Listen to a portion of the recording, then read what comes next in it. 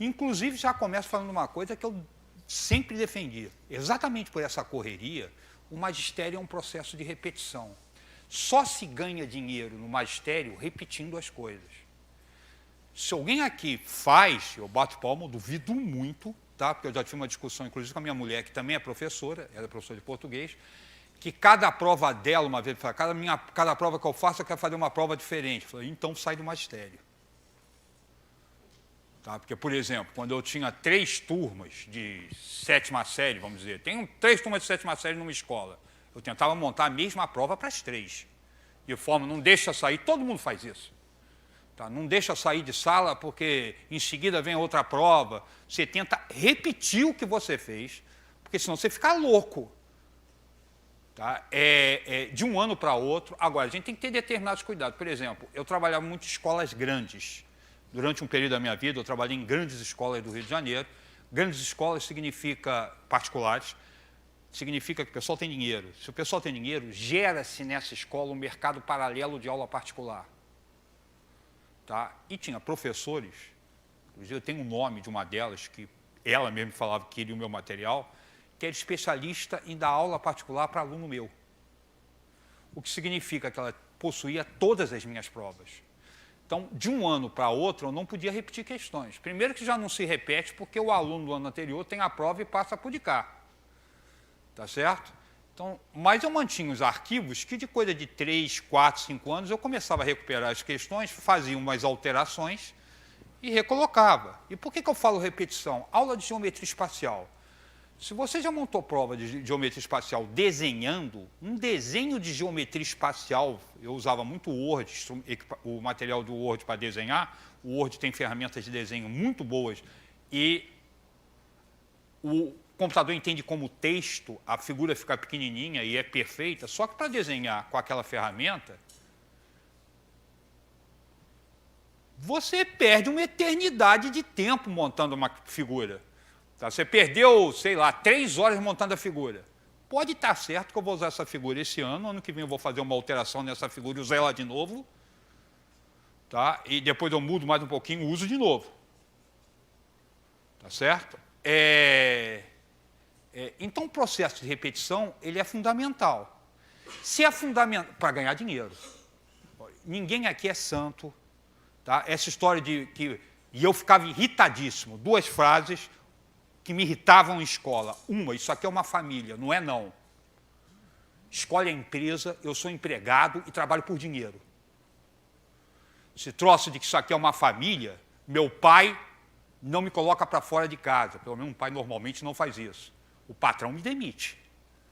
Não tem esse papo de que escola é família. Tá? É uma comunidade, eu gosto das pessoas, etc., mas meu colega não é meu irmão. São relações distintas.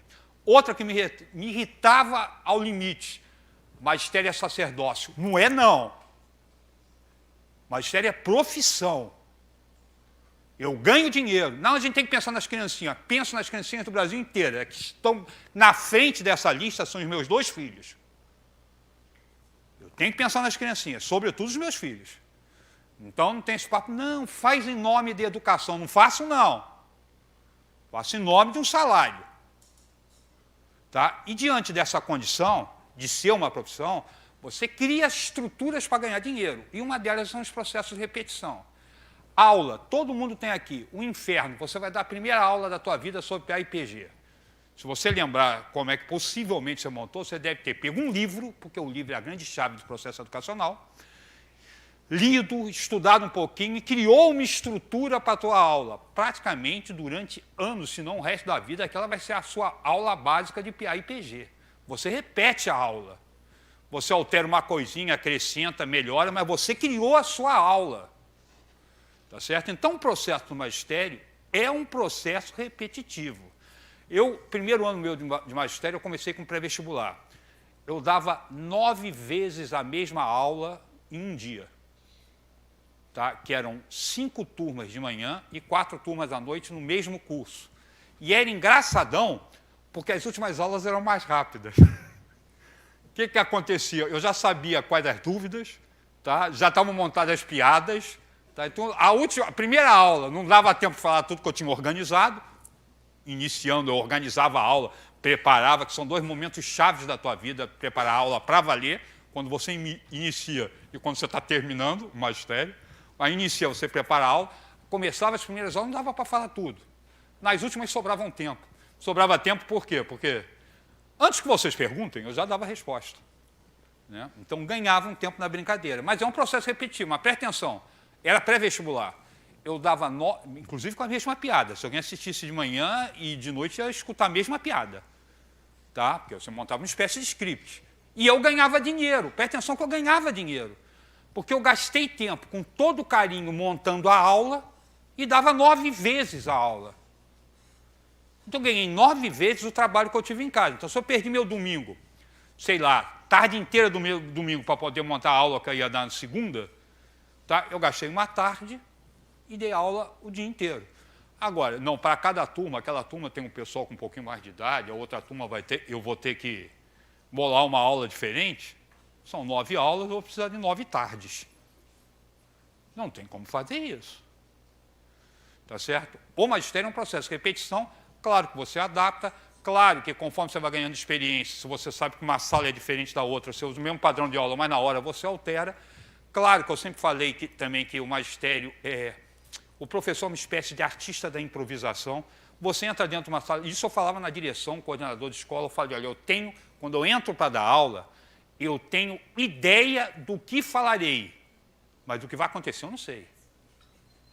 Tá? Porque você já deve ter passado por isso, para preparar a aula toda montada. Chega em sala, está uma, DE, uma discussão de relacionamento, de um rolo qualquer em sala de aula, você não tem condições de dar teorema de Pitágoras no meio daquela confusão. Suspende o teorema de Pitágoras, vamos discutir o que está rolando na sala de aula.